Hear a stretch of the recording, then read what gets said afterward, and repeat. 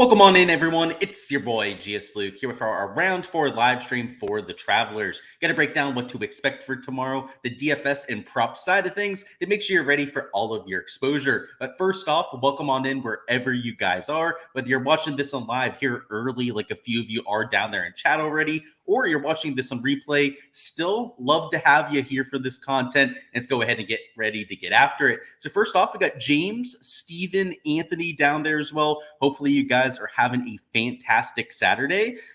James, over here, we got some water. Just chilling over here on a Saturday. And Steven says, hopefully everyone is having a solid week. He's having a good one himself. Yeah, cheers to that. Yeah, I'm having a solid week. Hopefully everyone out there in chat can say so themselves. And even if they can't, maybe we'll go out there and finish stronger on Sunday. So cheers to that. Hopefully everyone's having a solid day and are ready to get after it for tomorrow. But before we truly dive into the weeds out here for Sunday, I want to mention our sponsor for the live stream, which of course would be the Ship It Nation. Over there, they are a source of all your needs for DFS, whether it's PGA DFS, a variety of different other sports like you can see on the graphic. They are your go-to source. On top of just golf, we've also got football, basketball over there in the Ship It Nation, hockey, MLB, you guys name it. And when football comes around, they've not only got you covered for the NFL, but also for college football. So they're pretty much a one-stop shop for all the DFS sports that you could be wanting to play. And on top of that, it's a reasonable price. They don't price gouge you like some of the other sites out there. And they also are constantly improving. They've got a lot of DFS research tools over there, educational courses that teach you how to create your own process. And of course, the Ship Demizer, which is just their latest tool that they've added to their website, which is a great way to build sets of 150 lineups. So check them out if you guys haven't already, right? They've been a partner here for a while. So our longtime viewers are probably already familiar with the Ship It Nation. But if you aren't and you need to sign up over there still, make sure to use code Luke10 when you're signing up for a discount off any membership. And of course, to go out there and give a little kickback to your boy. So let them know that Luke sent you over there and they'll give you that 10% off. But in terms of the golf course, let's dive into what we saw today, which was world-class scoring. This is really the easiest golf course that we've seen for quite some time. And that included a 59 out there for round 3 scoring. So moving day truly was that out there for Saturday. And Sunday, though the pins will be harder, the wind forecast looks a little bit more gnarly than what we had for today.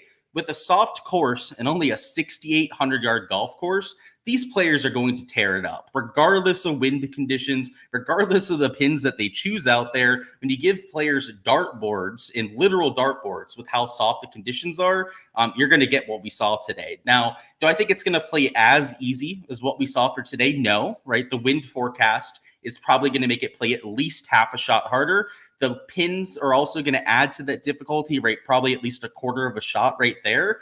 So maybe it'll play like 2.5 under par, maybe slightly lower than that in terms of a scoring average, but you're still going to see plenty of scoring out there. So when we talk about props, that's of course going to be very useful. We'll have these prop averages to take a look at later on. But from the DFS perspective, it's important to note that because with Sunday Showdown, we have to weigh the importance of placement points. Out there for Sunday, unlike rounds 1 through 3, Sunday Showdown, you have to worry about the actual leaderboard because at the end, you're going to get placement points just like you would for a main slate.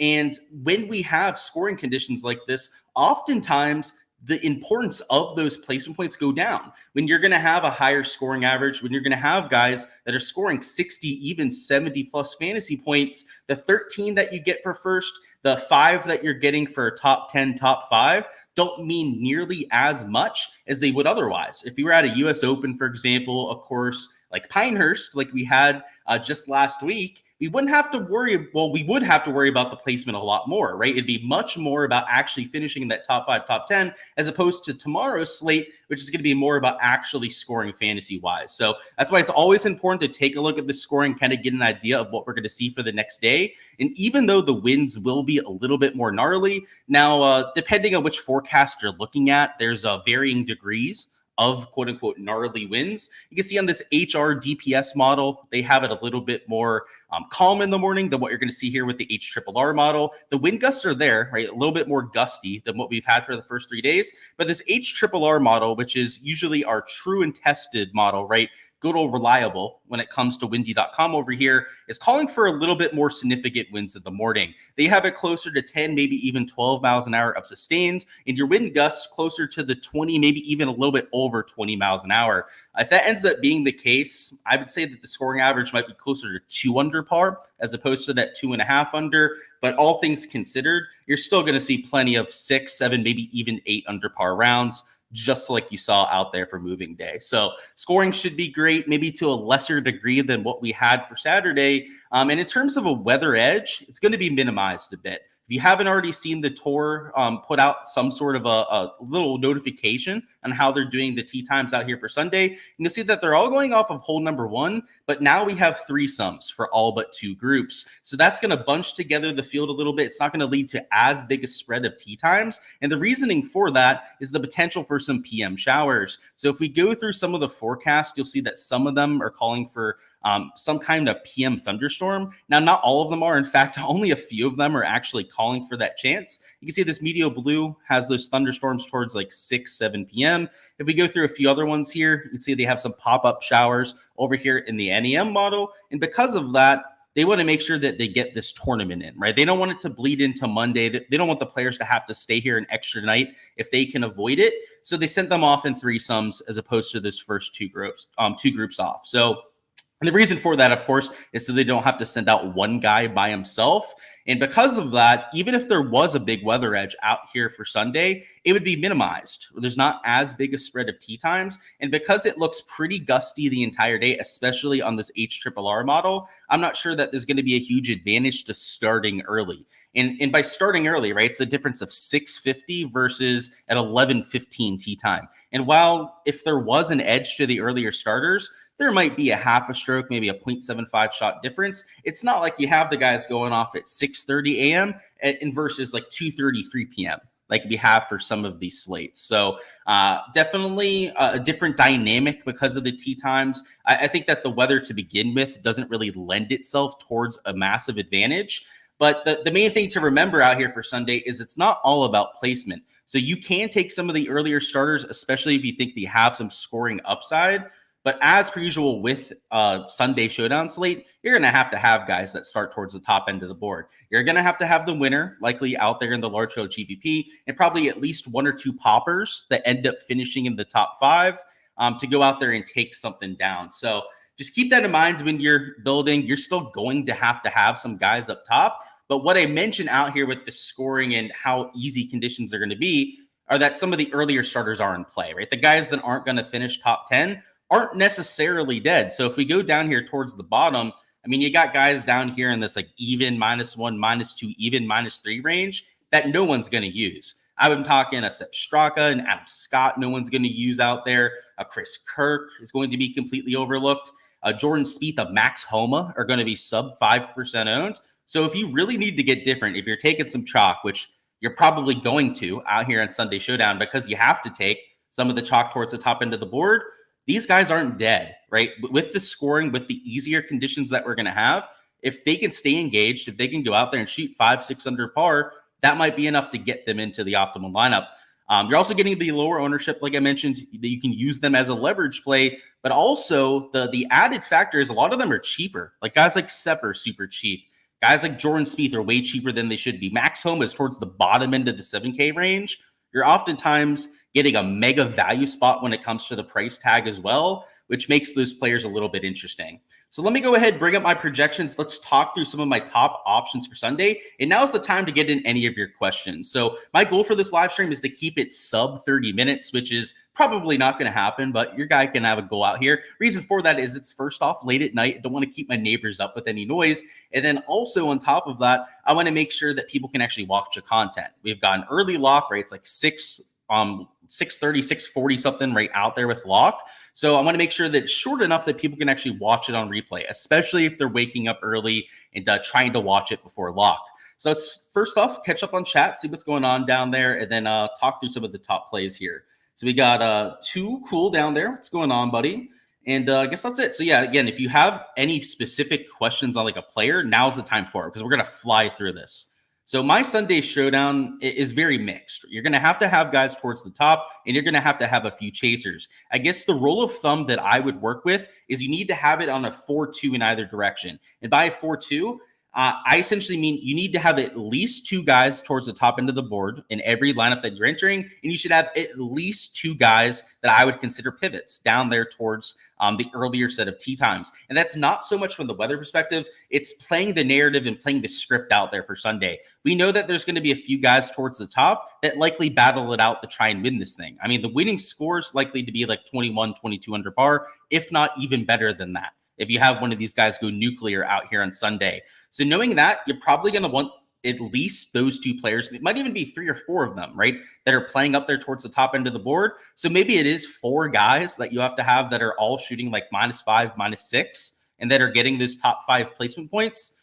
It's probably at least 2 of them. So that's why I say you need at least 2 guys towards the top end of the board, maybe a whole 3 or 4 of them. On the flip side, with your chasers, you're going to need at least 2 of them in every single lineup. The reason for that is not just the fact that you're going to get some earlier guys that go off. It's from the ownership perspective. You can't have 6 guys that are starting at the top end of the board. And now maybe it's not all super early players. Maybe you're taking some mid-morning starters that have like an 8:30, maybe 9:30 tee time, something like that. But you've got to have at least 2 guys in every single lineup. They're going to give you some differentiation. They're going to let you get different to the rest of the field, especially large field GBPs, lottery contests. This is a for sure thing that you have to be mixing in at least 2 chasers. But even in single entries, I'd be doing that too, right? You've got to get different at some spot. You've got to have leverage in your lineup. And if you're taking all guys that are at the top end of the board, well, I hate to say it, you're going to be taking all chalk. That's where all the ownership is for Sunday Showdown. And it's because of the placement points, right? People aren't dumb, especially the casuals, when they go out there and build lineups.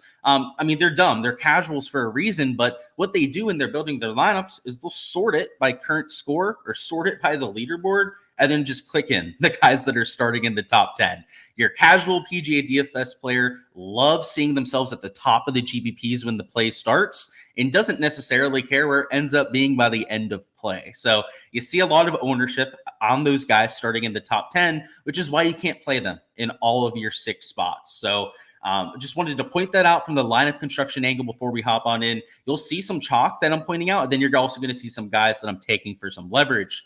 So if you're going to take a chalky player, in my opinion, this is almost always the case. This is the case for Sunday Showdown, especially round 2, round 3 Showdown. You're going to hear me trying to take my chalk up top and then avoid some of the chalk down low. But out here for Sunday Showdown, it's even more so the case. When you have Sunday Showdown and you have chalk down low, it's almost always the guys that are starting in like the top 15.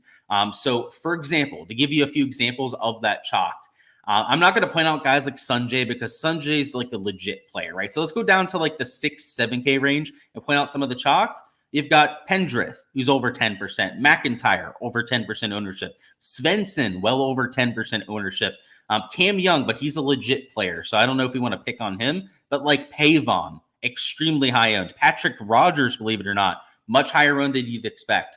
Brendan Todd at -9, also getting a lot of attention there too. The one thing all of those players have in common is that they're starting up there in the top 20 of this event. And it's not like those players aren't going to get there. You might have one of them out of those handful of players that goes out there and shoots like -5, -6 tomorrow and gets himself to the optimal. While it'd be nice to have that player, a majority of them are going to fail. And your casual players and even some of your more seasoned players, they just flock to all of these slapdicks down low. And what they forget about those players is, first off, they're more expensive now than they otherwise would have been. Also, they're way, way higher owned than they should be because of their spot on the leaderboard, and they still have to go out there and score. When we have scoring conditions like we're going to have here for Sunday, these slappies are even worse plays. They've still got to go out there, shoot 4 or 5 under par to have a remote chance of making the optimal lineup. And a player, and you know, I play a lot of Svensson. I played a lot of my main slate. A lot of these guys down here, Pavon, et cetera, et cetera. Todd, for example, guys I really liked this week and that I played in my main slate lineups. I don't like them that much that I'm going to play them at like 15 to 20% ownership. So those are the kind of guys that in general, I'm avoiding in almost every single case. Now, you know how I said like Cam Young was more of a legit player? Well, there's a good chance I'm playing somebody that I think is a legit player down there. So, there's spots that you can take as chalk, right? But limit them, right? For me, yes, I'm playing Cam Young as a little bit of chalk. And yes, I am playing Sun GM despite him getting some ownership because he's not as out of place. He's Sun GM. He's multiple-time tour winner. He's the kind of player that eats up these birdie fests. The guys I'm avoiding are the ones that haven't been there as much. The players that aren't as consistent. That, some of them, Brendan Todd, for example, has plenty of tour wins to his name, but at the same time, he's not a killer week in and week out that's consistently gaining a stroke and a half, 2 strokes to the field. I prefer those kind of players if I'm going to take some ownership. Let's see what's going on down there in chat. We got James says, does this turn into a putting contest? Somewhat, but you still got to ball strike the heck out of it, right? If you're going to shoot -5, -6, you're not going to do that all with the putter. To my knowledge, I've looked through a lot of the shots gained profiles. You haven't had a lot of those like 4 or 5 shots gained putting rounds. You've had a bunch of them that are like 2.5 shots gained rounds. So I would say it's helpful, but I don't.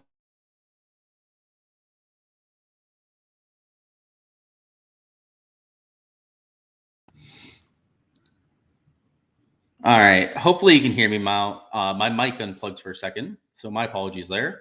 But yeah, Aberg is killing it tee to green. I guess my mic wanted to unplug because we didn't want to spill the beans on it too much and let too many people know about that profile. But yes, I'm playing him, man. He's the kind of player. I mean, we're going to talk up Sahith Theegala here in a few minutes that I'm taking for some leverage. He's the kind of player that I'm taking for that same kind of profile. Now, he's going to be slightly higher owned than what we have with Sahith, who I have at sub 10% ownership. But yeah, he's the kind of popper option that I'll take. I'm looking for high upside plays typically when I'm trying to find a popper, or players that from the stat profile can really get it. Drinking some Hennessy while you listen to the show. Cheers to you. I wish I could, dude. I went a little too hard last night. So I told you guys, right? I had some plans. I had to go out. And when I get dragged down to Miami with my brother and his buddies down there, Miami gets the best of me. So it's water for me tonight, but cheers to you, man. That's awesome. I don't disagree with that at all. He said Scheffner steamrolls. It'd be hard for him not to, right? He's just built different. So I think a lot of people agree with you. What's going on? Kept missed the stream yesterday and got destroyed. You got to tune in, man, right? Lucky charm over here. Who's going to surge?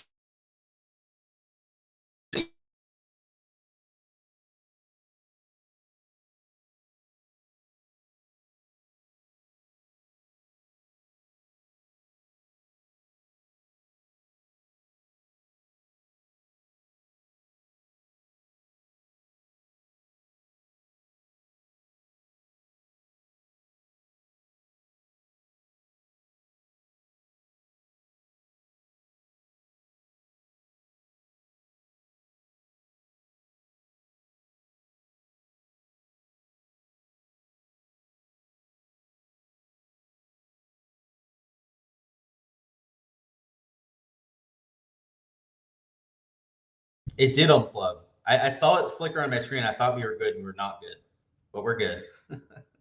It took me a second. We should be good. Oh, no. Oh, boy.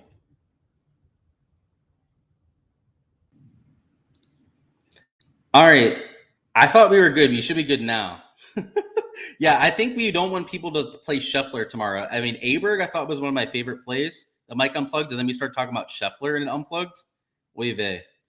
All right, let's see what's going on. So, yeah, for your bounce back candidate, I don't know if you heard that before, Kep. Mike may have been unplugged at that stage, but my favorite option would be Sahith for you. Jake Knapp have -5, -6 upside. I guess you're asking if I think that he does. Everyone does. With the scoring conditions we have, sites -5, -6 is 2.5, maybe 3 shots gained to the field. If you want to get to the -6 score, which if you're in the signature field, you're capable of doing that. Because to get into this field, you either had to win an event or you had to be consistently finishing top 25 on tour. So everyone's capable.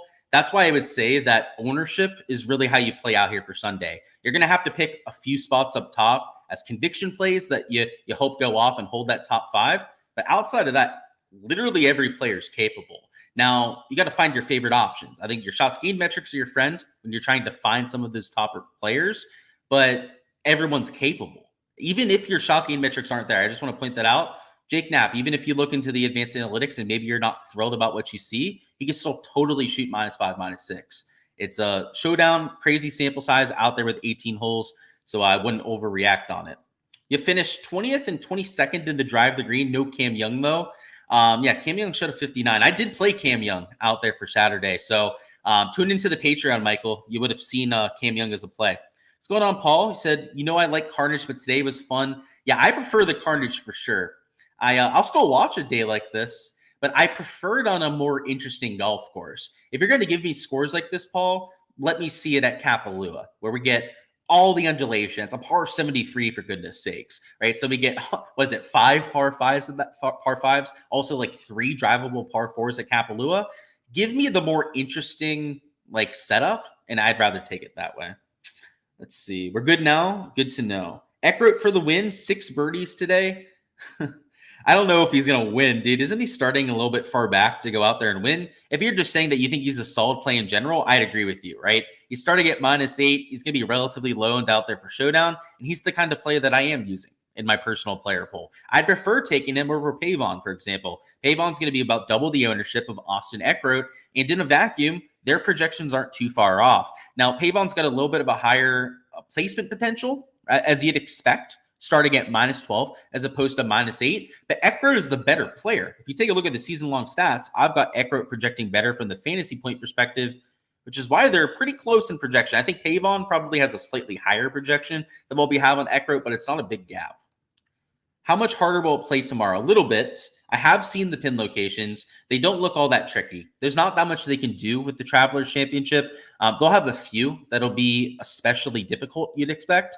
But I don't think it's going to play hard, dude. It's probably going to be like a 2.5 under par scoring average. So harder, yes, but not hard. Antonio says, what's going on? Hopefully you're having a solid night yourself, my man. He said, thoughts on Akshay over under at 67.5. I don't know if it's disrespectful because I think that's what the scoring average is going to be, Antonio, but I would be taking his under. Those guys that are in form towards the top, especially somebody like Akshay, who's been so consistent this season when it comes to his shots gained and ball striking metrics. Yeah, I'd have no problems taking him under 67.5. On sports books like Underdog, they have him at, I believe, like 67 strokes. And I think Prize Picks will probably put him at that same number, or maybe 67.5 when they end up posting their board. That seems like a pretty solid play. Yeah, Cam Young went fucking nuclear. That's for damn sure. That's the kind of play that you have to take in Showdown, right? Like tomorrow, by the way, I don't think a 59's out there, right? Moving day pins had a lot to do with Cam Young's 59. Preferred Lies did too, which we'll probably have for Sunday. So we'll have that aspect. But yeah, a 61, a 62, we could see that tomorrow easily. And it might be some random ass guy like Jordan Spieth that does it. It might be Max Homa, who's completely out of the event, has nothing to play for, that goes out there and does it. DFS is a wild, wild game, my man. It's just, you got to lean into that a little bit.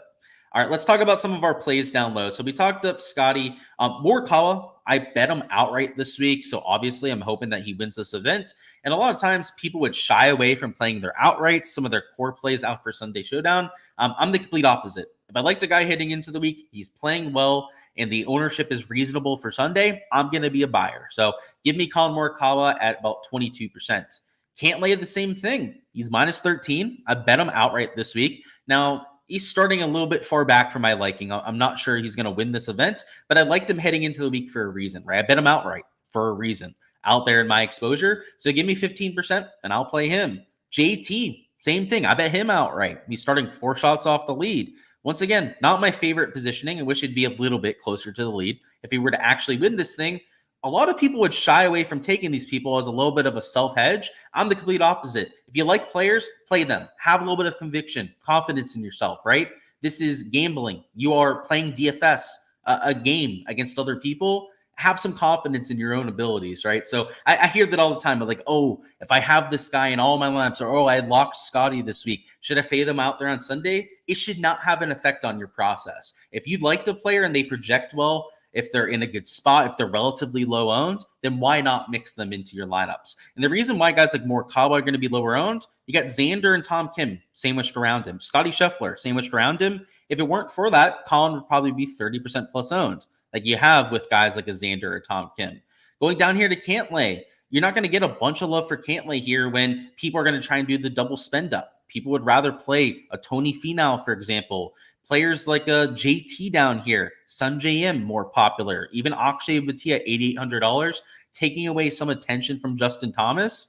That's why these kind of guys that they're starting top 10 too. I mean, they're not in a terrible position at all. When it comes to placement points, they're not as popular as the top end options. They're solid 1.5, sometimes even 2 times lower owned than some of the guys up top. And that matters out there with your leverage. So for me, if you liked guys heading into the weekend, they're in position heading into Sunday, play them. If you bet Morikawa, if Cantlay was one of your guys, you should probably be playing him out there for Sunday. If you were a big Tom Kim believer, I played him this week. I wasn't a big Tom Kim believer, I would say, but you could totally play him as some chalk up top. Like whoever it is up top, you're not going to get any sort of argument against playing guys like a Xander, a Tom Kim, Tony Finau, Ludwig. I already told you guys where I'm playing personally out there in some lineups. You can make an argument for all of these guys, and I really wouldn't give you too much shit. I think the only one I might give you a little bit of the side eye about might be Victor, just because you've got so many guys with placement point potential around him.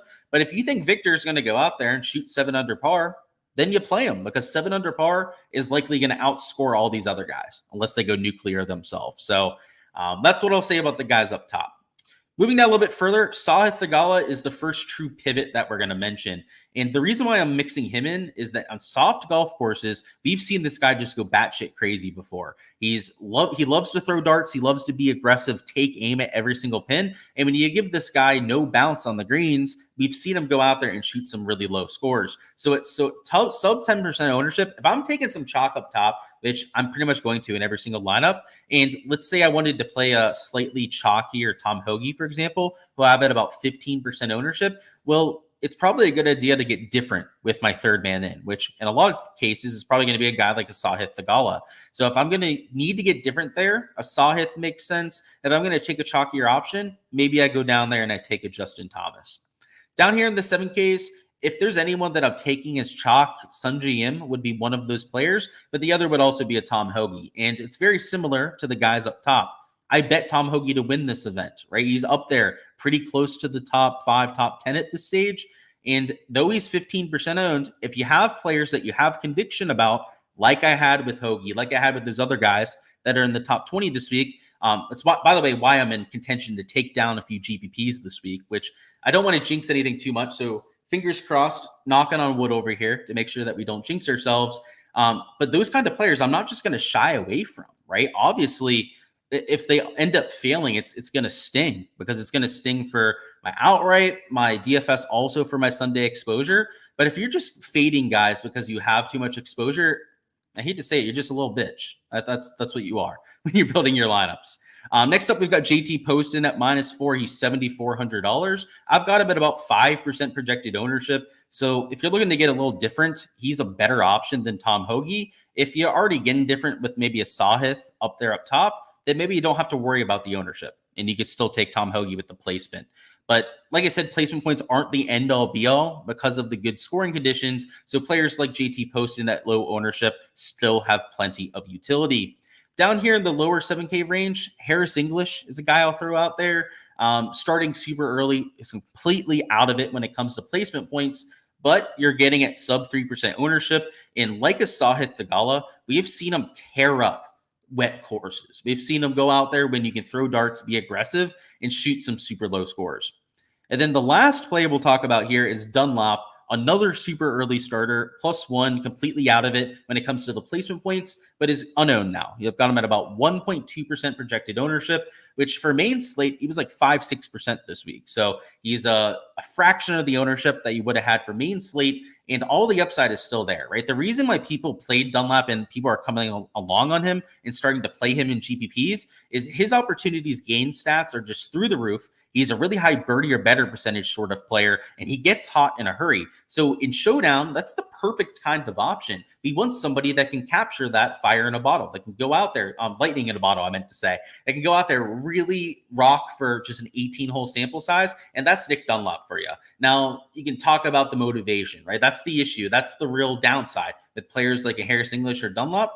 the same time, they've still got to play this. It's a no-cut event. They have to go out there and, hit all the shots tomorrow. They've got to play all 18 holes. And if they get off to a hot start, you'll see these kind of guys go off every once in a while.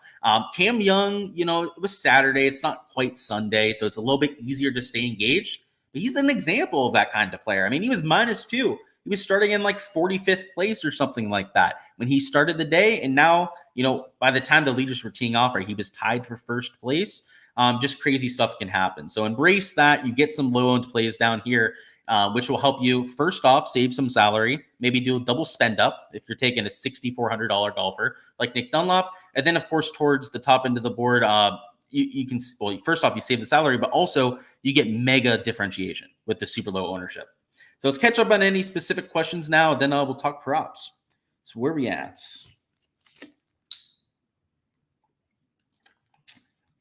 You aren't wrong, Danny. Does he choke on Sundays? Yes.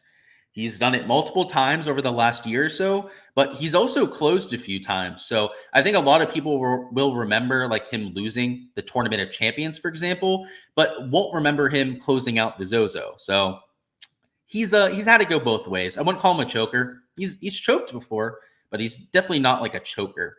Brian Harman, ball striking, nuclear back nine. Sounds like good momentum heading into Sunday, man. Could be a decent play for sure. You saw Cam Young in my player pool, and you have PTSD from playing him in the past month. Yeah, dude, that's going to be a common misconception for people out there, right? People having their doubts about playing people because they've gotten burned in the past. You got to commit to your guys, right? Like, there's going to be bad spells. Like, I think Will Zalatoris is a great example this week. Willie Z, really bad form over the last month or so. A lot better this week. Now, he hasn't been great. He's just middle of the pack, but he's been better than what we've seen. Is the old M back? Yeah, I think the injury had a lot to do with it. That's for sure. Need one of the USB extenders? Yep. What's going on, sites? Thor Bjornsson has looked good the last 2 days. I do think he'll get some ownership. So I've got him just under 10%. So that's not unowned, but it's also not chalky. So he's a pretty average ownership, I would say, all things considered. But it's definitely there. Round 2, Goddard. Yeah, he went off round 2, right? Another great example of guys going off. Now, is Goddard going to do it Sunday? Probably not, but someone probably will. People keep sleeping on Akshay. I don't know how you can at this point. The guy's just been balling this year. Hopefully he can take our main slate lineups to the promised land. That would be great. Do I think Homo will be par or under par tomorrow? He'll be under par. Scoring average is going to be like 2.5 under par. Smart money would say that he's going to likely shoot under par, even if he's not playing well, right? He can lose 2 strokes to the field and he'd still shoot under par. Thoughts on Scotty? Over under 6.5 birdies. Jeez Louise. Out of principle, I would just not bet that. If anything, Antonio, I'd rather take his strokes line, which I'm sure is probably like 65.5. I mean, I'm not sure what sportsbook you're looking at. But yeah, dude, the 6.5 birdies, like out of principle, I would not bet an over on that. That is just, I know it's Scotty. I know it's an easier golf course, but that is an egregious line. 6.5 birdies is just outrageous. Keegan and Sahith. I like Sahith, so I talked him up a little bit earlier. You might want to scoot back a little bit in the live stream. You'll be able to catch my thoughts on him. Keegan, I think would be a pretty good flyer option. You'd be getting medium to low ownership out there on Keegan Bradley. A lot of that because he's only -4. You're going to need a low score out of him. You're going to need him to make those 7-8 birdies to make it to the optimal. But he won here last year. He clearly likes the golf course. He has a good course history outside of the win as well. So I think he's in play. And yeah, Sahith, if you scroll back, you'll see how much I like him. I like him quite a bit. Speaking of somebody bolstering it well, any thoughts on Lowry? So Lowry had his really good round today. My only concern with him would be trying to go out there and back that up again. Now, the form, the momentum is great. Like you said, that's a great thing to see out there for the first 3 rounds. But I do kind of have my doubts about it. I'd prefer Sanjay, to be honest. Sanjay's just a better putter, and I think it's going to be a little bit of a putting contest with how easy it's going to play. So Sanjay would be the guy I'd prefer. But Lowry's a slightly lower owned player than Sanjay, at least in my projections out there for Sunday. And he's only starting 2 shots back. So I think that there's definitely a world where he gets there. But maybe it's personal bias I have against Shane Lowry. That putter though, especially how cold it was like a month ago, just it makes him a hard showdown play for me. Like I have a hard time thinking that he's going to make like 8-9 birdies. Today, he did that, right? He went out there, he got the job done for moving day. I have apprehension that he's going to do it one more time. All right, let's talk about props. If you guys have any more DFS questions, just let me know down in chat. And go ahead and smash the like button if you guys haven't already as well. Go ahead, gets this out there to more people. And only thing I ask from you guys, right? And you can go out there and ask me any questions that you have. But in terms of props, we've got 2 events to look at. So we're going to try and look at some of the live golf stuff, which I'm not sure if Prize Picks or Underdog have posted quite yet, but we'll at least look at the stat averages if they haven't. Let's see, have they posted a PGA board? Prize Picks is really lacking. They haven't even posted that quite yet. And let's see what Underdog has done. So they had the stroke stuff up before. I was peeking at that. And yeah, now they have a birdie board up as well. So we'll definitely be able to full dive that after we go through stat averages. But hopefully, after we go through this Underdog stuff, Prize Picks will come along with some sort of board and then that live golf stuff as well. But in terms of our averages for PGA, you can see them on the screen right here. Birdie average was over 5 per round. Scoring average, lower than 3 per round. I thought it was going to play easy for Saturday. I did not think it was going to play this easy. And the result of that is I had a slightly negative day, which honestly, with the line value that we got, I did not think was going to happen. But sometimes that's how the cookie crumbles, right? Sometimes the scoring conditions are at an extreme. And that's what we saw today, right? Anytime you see a 59 out there, that means that there was extreme scoring. And there were a couple of reasons for that. And there's a reason why I want to point this out. First off, the weather cooperated. There was next to no wind the entire day. You can see over here with the actual measured winds, observed winds up here at the top, the highest winds that we had were 6 miles an hour. So we had a combination of a soft course, preferred lies, right, ball in hand, easy pin locations because it was moving day at a short, easy course to begin with. And that's how you get a 59 from Cam Young. That's how you get a birdie average that's over 5 per round. I'll remind you, if you weren't here for the weather section before, it is going to be a lot windier out there for Sunday. And if I go ahead and just refresh this, let's, okay, that should have been the right spot actually, but I guess it's making me type it in and bring it back up. Let's bring up TPC River Highlands. What you'll see is that in the morning, it's not going to be that windy, but by the time they get to the afternoon, when like the last groups are teeing off, there's going to be a lot more wind than what we had for today. Pin locations, because it's not Saturday, right? It's not moving day, are going to be harder out there for round 4. And in general, I think that you're going to have some Sunday pressure that maybe makes things a little bit more difficult as well. So it's not like I think this is going to play hard, but I don't think it's going to play as easy as what we had for Saturday. So my scoring average prediction is going to be something like 2.5 under par. That's where I have it. And potentially even closer to 2 under par if those winds really kick up.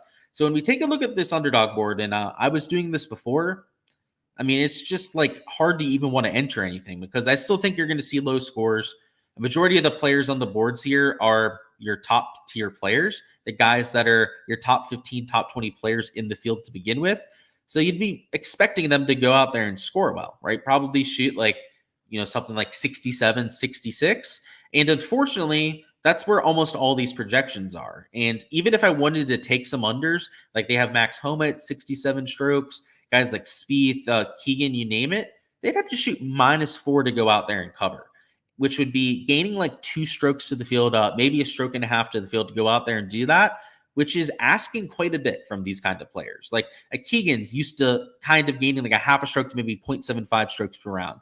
Jordan Spieth's been at like a stroke to maybe a stroke and a half per round over the last year or so. It's far from a given that these guys would go out there and cover those kind of lines. So my first inkling was to potentially even think about some fades out here for strokes. But with the scoring conditions, I don't want to do that either, right? I don't want to be betting against players like we did today because I saw what happens when you do that with a course this easy. Even if the lines are solid value, you're going to get players that just go nuclear and sometimes at completely unpredictable times. So it's, in my opinion, it's a pretty tough slate to go out there and play these props on. But I'm sure if we look at some of the sportsbook lines, I mean, these are likely, this is my guess. I haven't taken a look at it yet.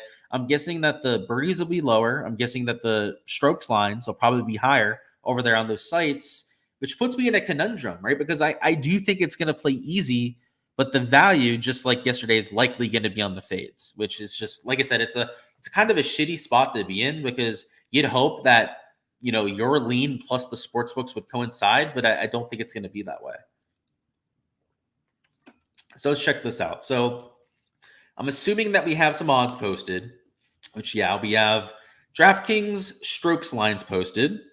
Let's see what FanDuel has up. So doesn't look like FanDuel has gone here quite yet, but Caesars almost certainly will have stuff up. They're usually the quickest to the board. So yeah, they've got their stuff posted. They've got round scores, which I trust DraftKings on those ones a little bit more. But what I really like with Caesars is that they post bogey lines and that they also post birdie lines. So I really, really want to look at these birdie lines over here. So Keegan Bradley's at 5.5. Oh boy. So maybe they are in agreement with Underdog. Maybe I was wrong about that. Let's see. So he's juiced way under though. Right? Like Sepp is 5.5 minus 180 under. And that's kind of wild. Jordan Spieth's at 5.5 and juiced under. Now, guys like Scotty are at 6.5, which is wild. Cantlay is minus 135 under. Tom Kim's at 4.5. Okay, now I don't agree with that. I would bet this, by the way. If I could bet this 4.5 on Tom Kim over, I would do that. Even if he's leading, I don't care, right? He's in form, and the birdie average was like 4.5, 5 per round. Like I could definitely see that. Actually, same thing. Sanjay for sure at 4.5. I'd be betting it for an over at 4.5 birdies. Okay, so yeah, sportsbook odds are pretty much where I expected them to be, if not maybe even slightly lower. I didn't think we were going to see a bunch of 4.5s. Like maybe Brian Harmon, I expected to be there. Jason Day, yeah, like I expected him to be at like 4.5 birdies, but not Tom Kim, not guys like Sanjay that are playing legit golf, that are legit golfers out here this week. A little bit thrown off by that. Let's see the bogey lines. So 1.5 for Cantlay, and he's juiced over. 2.5 for Tom Kim. Okay, that's interesting. Sanjay is at minus 180 over. So if you're looking at just pure Caesars lines, there's going to be some value on these 1.5 bogeys, because they have almost everyone in the field that I can see here outside of, I guess there's a few at 2 bogeys that they have, but there's at least half the field here that are at 1.5 bogeys. So you can see they have like Sahith at 1.5. They had Tom Kim up there, Morikawa, Xander, right? A lot of your elite tier players you'd expect to be at 1.5 bogeys. But just to give you a little perspective here, I guess the odds on a bogey-free round aren't as bad as they normally are. Normally it's like plus 10,000, plus 1,000 odds out there for a bogey-free round. It is closer to like 4.5 to 1 now. So yeah, maybe not as crazy as what I was hoping for. Let's take a look at these strokes lines. So this is what I wanted to look at. Let's look at some of the leaders. So Tom Kim is even money at 73.5. That's a stroke discrepancy compared to the Underdog line. Scotty is at 65.5 and actually juiced under. So that would actually be in agreement with the 65 line there. Let's look at a few others. So Shoffley is minus 160 for over 65.5. So he's at that same number. So there would be 160 juice on that one. What else do we have? Morikawa's at 66.5. So though he is juiced under, he's at 65.5 over here on Underdog. What else do we have? So there's Finau at 66.5. I believe he's at that same number on Underdog, but he is juiced way over, like you saw there. So yeah, there it is, right? Same projection. Wyndham, same thing. So Wyndham is at actually an entire stroke higher. So there's some value there. Let's keep going through these. So they definitely have this board lower, as you'd expect, right? The conditions were so easy today that they had to compensate for it a bit. But there's still spots that we might be able to pick off here. So like I said, the value, if you were just like looking at sports books and then trying to use that to make your plays, which I honestly don't think is the brightest move out here for Sunday, you'd probably be playing like a Wyndham Clark over on strokes. You'd probably be looking at these like over 1.5 bogeys and being like, oh, like Matty Fitz would be value there. I'm more inclined to take these bogey lines than I would be the strokes lines, but I'm not sure I'm going to get to this kind of value myself. A lot of times I would be taking this sportsbook line value. A lot of times I think they're sharp, but I'm not so sure this is the case this time. So we're gonna leave that in the shopping cart. I'm not sure if I'm going to play it. Let's see what they have on Prize Picks now. So they do have Tom Kim an entire stroke higher. And I think I told you guys here, like, if it's going to be a whole stroke higher, if they're going to, price it like the sports books, then I'm going to do the opposite of Underdog, right? I'm going to be probably taking some unders over here on strokes. So let's see what we can work with. So you can see, right, Wyndham's an entire stroke higher, which I think is a lot more fair. JT's at 67, same thing for Cantlay. That's a 0.5 discrepancy on a lot of those players. Honestly, I'm kind of liking this board here. Like even this Morikawa prop over here, right? He's 66.5.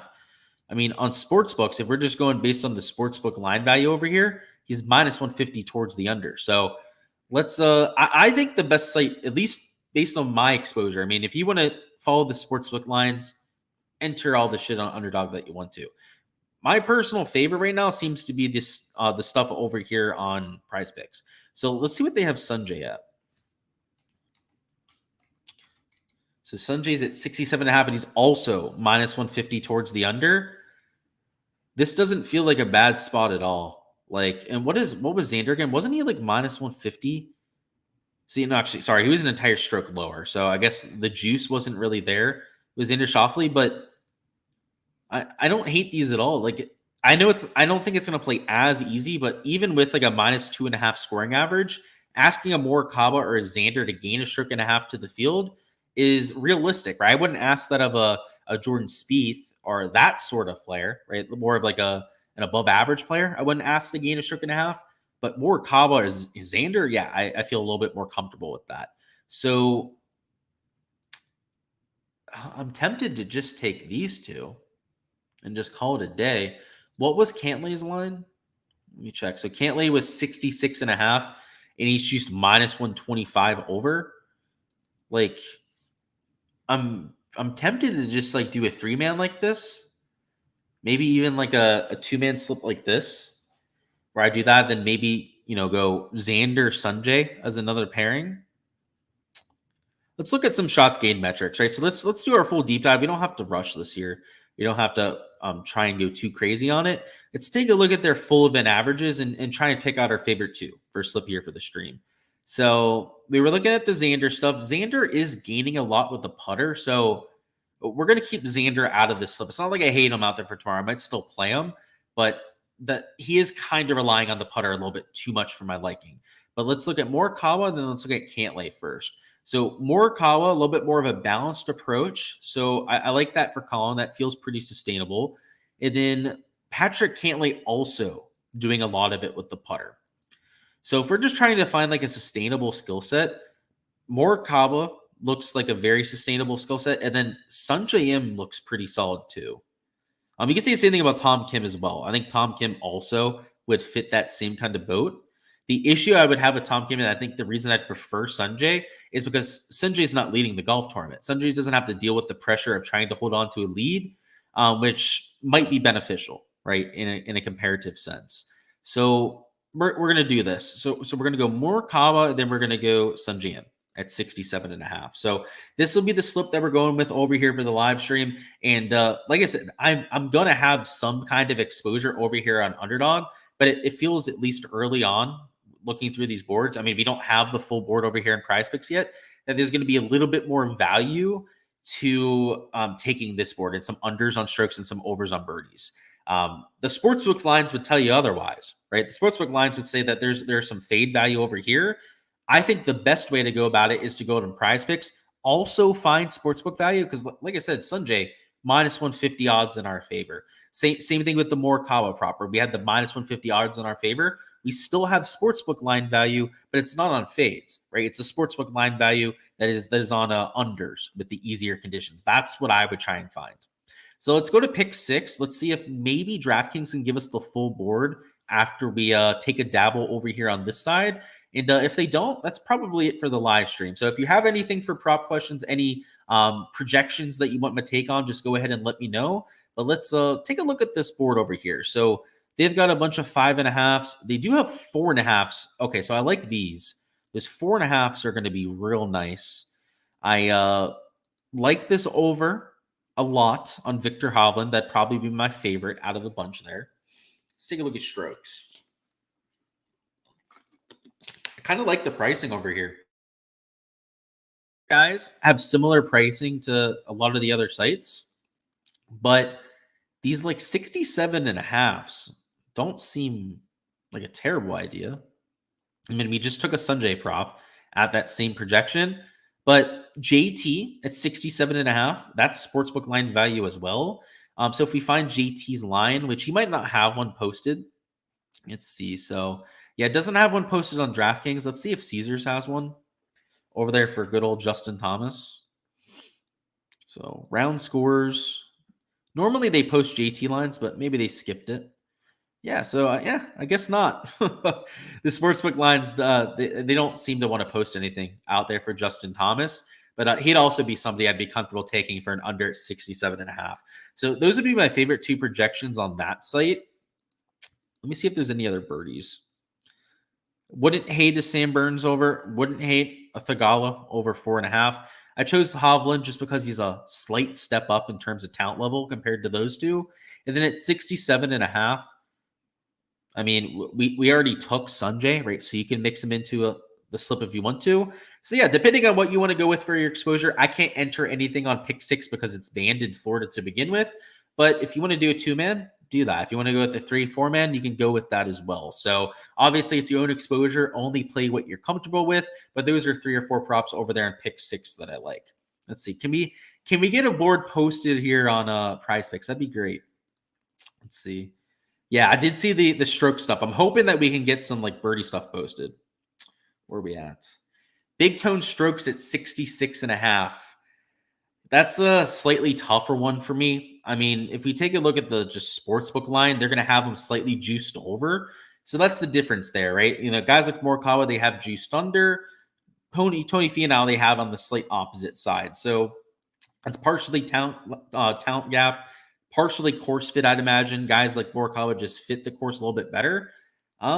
What kind of odds are you getting? At least let me know what you're getting for the sportsbook odds. Are my Patreon rankings applicable to Underdog daily contests?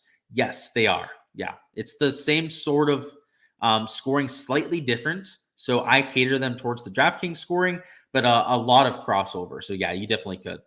Who are your go-to guys that are -5 and under? I touched on a lot of them earlier, so you might want to circle back and check on that. I'm not going to reiterate all the plays because we had like a whole 20-minute section about it. So if you want my full take, the full nuance take going through all of them, just go back and scroll back on the stream and you'll be able to check that out. What's going on, Birdie? Said any thoughts on the KLM? Always entertaining to go on Sundays. So yeah, I haven't watched it. I've been a little busy this weekend. I've had some plans with some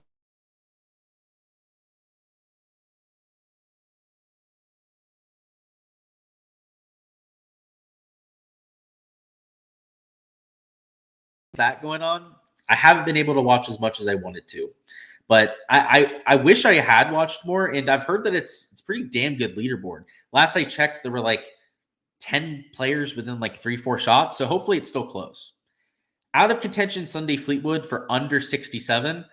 That's a good narrative typically, right? Tommy Fleetwood, Tommy Ladd is kind of known for that. Is that what his line is on Underdog? Out of curiosity.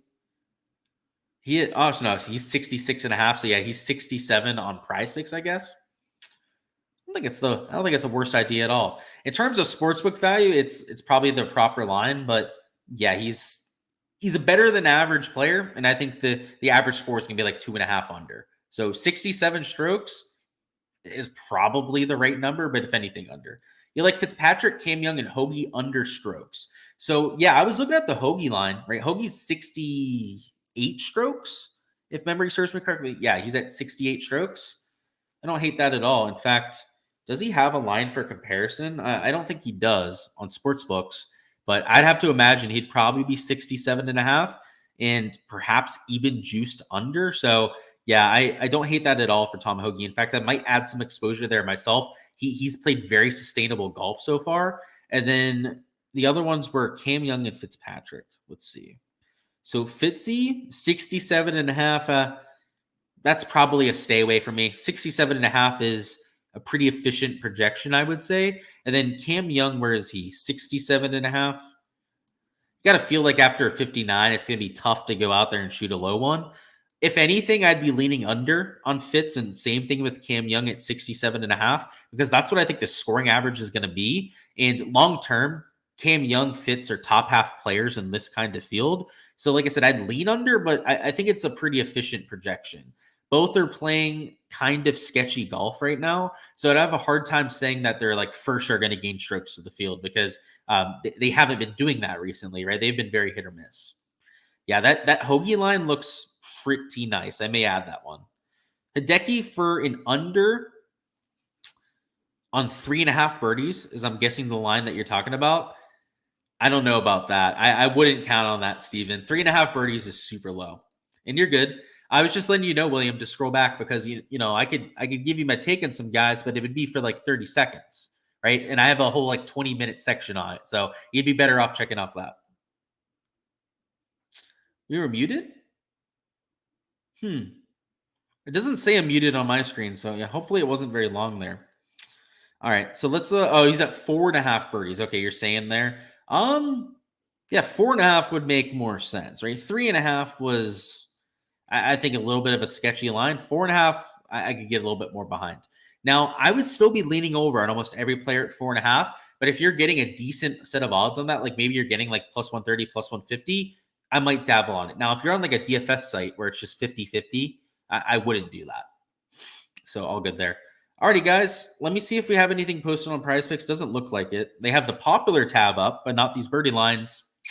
So yeah, unfortunately, that's going to be it for the live stream. So hopefully you guys are a little bit more prepared for your Sunday action and are ready to get after it out there for Sunday. Go ahead, smash the like button if you haven't already. Also subscribe to the channel so you don't miss any of the content to come, including for our next major, which will be out there in a few weeks. So we've got the Scottish Open coming up here soon. Also that tournament the week after. So get a little golf over there on the other side of the pond. And of course, the rest of the schedule and playoffs as well. So it's a good time to be a golf fan, good time to be a fan of the world's top players. Let's go out there and have ourselves a day. I wanted to see if they posted a live stuff. Let me see if they, yeah, no live board posted on Prize Picks quite yet. And let me like a look. I want to bring up the averages for that, because I mentioned I would at least look at the live golf averages.